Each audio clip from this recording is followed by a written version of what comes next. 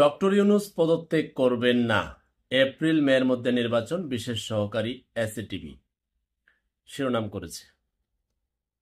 দেখুন, আমি এর আগে বলেছি এদেশের অনেক বড় একটা অংশ পলিটিক্স করে না, ঠিক সেই অংশটা কি চায়।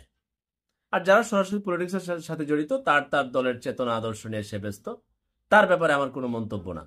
বিশাল বড় একটা অংশ পলিটিক্সের সাথে জড়িত না, তারা চায় অদূর ভবিষ্যতে বাংলাদেশকে যে নেতৃত্ব দিবে, বাংলাদেশকে যে শাসন করবে, বাংলাদেশকে যে পরিচালনা করবে, সেই দল, সেই গোষ্ঠী, সেই পরিচালক, সেই শাসক যেন প্রতিহিংসার রাজনীতি বন্ধ করে, চাঁদাবাজি বন্ধ করে, লুটপাট বন্ধ করে, সিন্ডিকেট বাণিজ্য বন্ধ করে, চাকরির বাণিজ্য বন্ধ করে এবং নিজের আত্মীয় স্বজন হালা হুমন্দিরে বিভিন্ন জায়গায় বসে লুটপাট না করে, দেশে বিদেশে টাকার পাচার না করে, এটা সবাই চায়।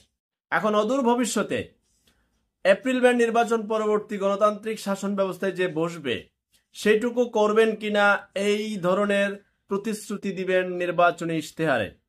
এবং আপনাদের সেই প্রতিশ্রুতি যদি এমন হয় যে রাজনীতিবিদের তো রাজনীতিতে শেষ কথা বলে কিছু নেই, যে প্রতিশ্রুতি দিয়েছে চুরি করবে না কিন্তু সে চুরি করে, কিন্তু সিস্টেম যদি চুরিরই থাকে তাহলে চুরি কিন্তু করবে। কোন সিস্টেম? এমপি নমিনেশন কিনতে এবং এমপি নির্বাচন করতে যদি তার 5 কোটি টাকা খরচ হয়, তাহলে তার মাসিক বেতন 1 লাখ টাকা প্লাস, তাহলে 5 বছরে তার ইনকাম কত?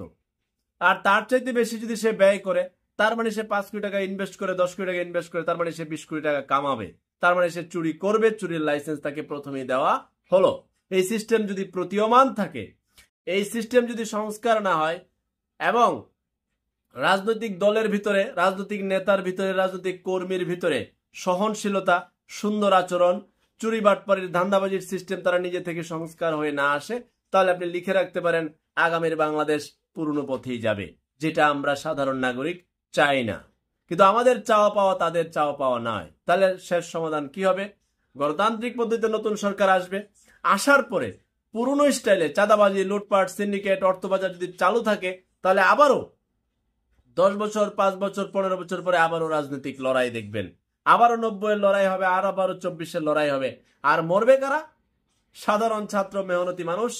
নেতার আত্মীয়, নেতার পোলা, নেতা কেউ মরবে না। নেতার পোলাপান তো সব মোটামুটি বিদেশ থাকে, সেট আপ, সে শুধু দেশে থাকে মালকামারির ধান্দায়। আমরা এই সংস্কৃতি আর বাংলাদেশে চাই না। এই জাতি কপাল পোড়া জাতি আর কতদিন এরকম সংস্কৃতি চাইবে? আর যেই যাবেন শাসক গোষ্ঠী, প্রবাসীদের দিকে বিশেষ নজর দিয়েন। প্রবাসীদের রেমিটেন্সে রিজার্ভ পরিপূর্ণ হয়, আমদানি ব্যয় মোটা হয় না, ব্যয় মেটানো হয়। অত্যন্ত গুরুত্বপূর্ণ ভূমিকা প্রবাসীরা রাখে। কিন্তু প্রবাসীরা দেশে থাকতে তারা হয়রানির শিকার, বিদেশে গেলে হয়রানির শিকার। তাদের কথা শোনার মতো কেউ নাই। তাদের রেমিটেন্স আই লাভ ইউ আর তাদেরকে আই হেট ইউ। সিস্টেম যেন এটা না থাকে।